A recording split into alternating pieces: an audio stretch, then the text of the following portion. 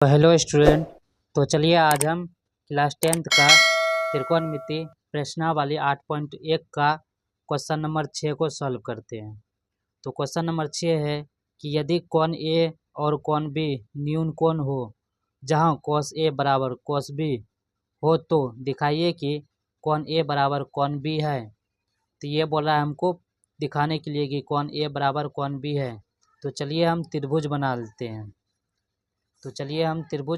हैं। बोल रहा है ए और बी न्यून कोण होना चाहिए। ठीक, ए और बी न्यून कोण।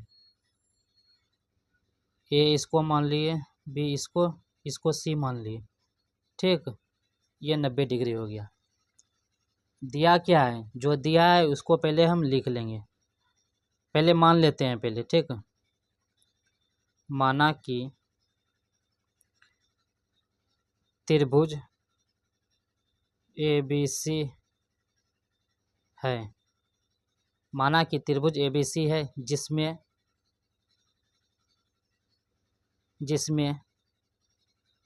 कोण ए तथा कोण बी न्यून कोण है।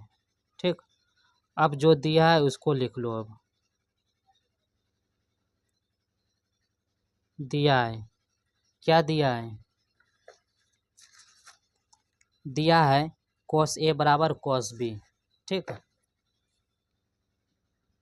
cos ए बराबर cos बी। रुकिए, यहाँ पे एक और लाइन होगा। इतना तो हो गया। तो नहीं हो, चलिए उसको बाद में लिख देंगे। ठीक, तो दिया क्या है, cos ए बराबर cos बी। ठीक, अब देखो cos का फॉर्मूला क्या होता है, आधार बटा कर्ण। इसको मान लिया थीटा। ठीक, इसके लिए तो चलिए हम बारीकी से लेते हैं इसको। पहले ले लेते हैं cos ए का। cos थीटा का फॉर्मूला क्या होता है, आधार बटा कर्ण। तो ये हो गया संगत कोण। संगत कोण के सामने का भुजा लंब होता है। अब ये लंब बन गया। ठीक, इसको आप भूल जाओ। अब ये लंब बन गया, ये आधार बन गया, ये कर्ण फिक्स हो गया।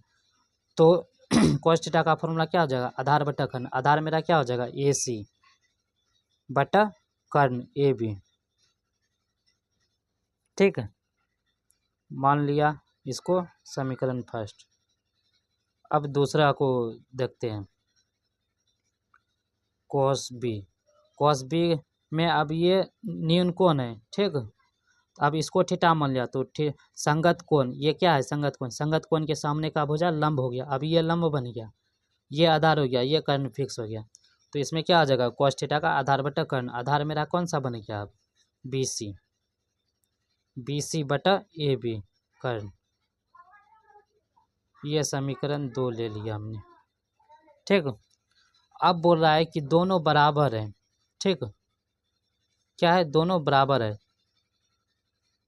अब इसको हम क्या करेंगे, बराबर में ले लेते हैं। अब इसको cos ए बराबर cos बी। cos ए का मान क्या है, ए सी बटा ए बी, और cos बी का मान क्या है, बी सी बटा ए बी। ठीक, अब देखो ये और ये कट गया, आधार बराबर है, कट गया। ठीक, तो बचा क्या, ए सी बराबर बी सी।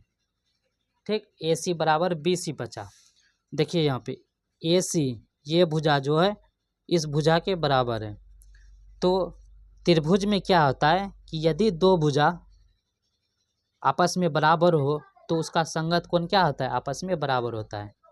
ठीक, तो यहाँ पे लिखना पड़ेगा कि चूंकि त्रिभुज ए बी सी में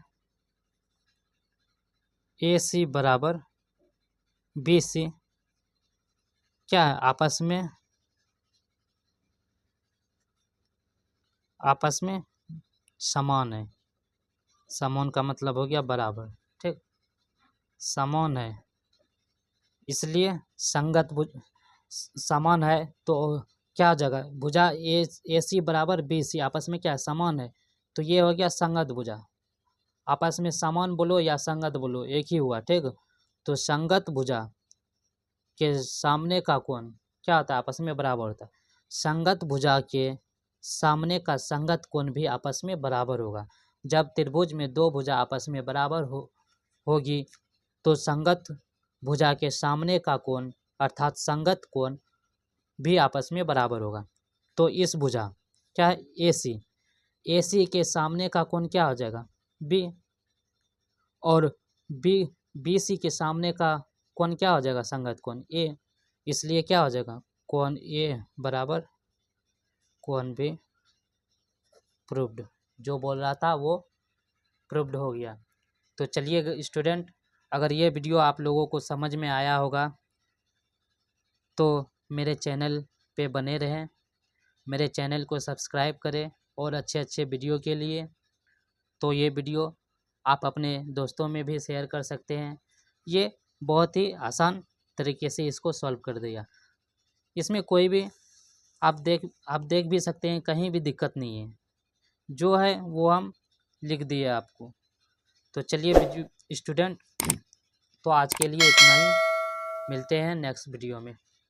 धन्यवाद।